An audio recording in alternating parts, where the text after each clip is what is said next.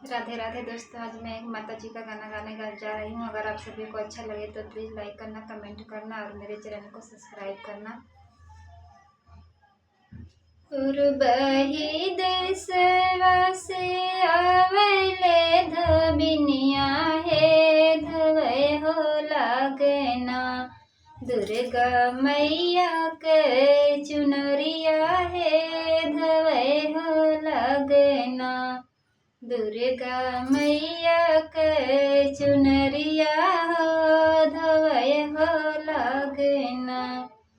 धोई धोई धोबिनी हो फेकनिया कसवा हो झुराए लगना। दुर्गा मैया के चुनरिया हो झुराए लगना।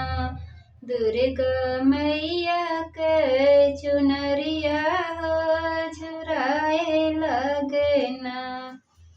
पूर्वही देशवा से आवनी धबिनिया हे धवै हो लगना।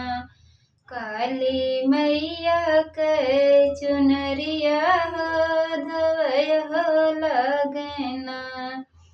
धोई धोई धबिनी हो फेकनिया कसवा हे झुराए लगना।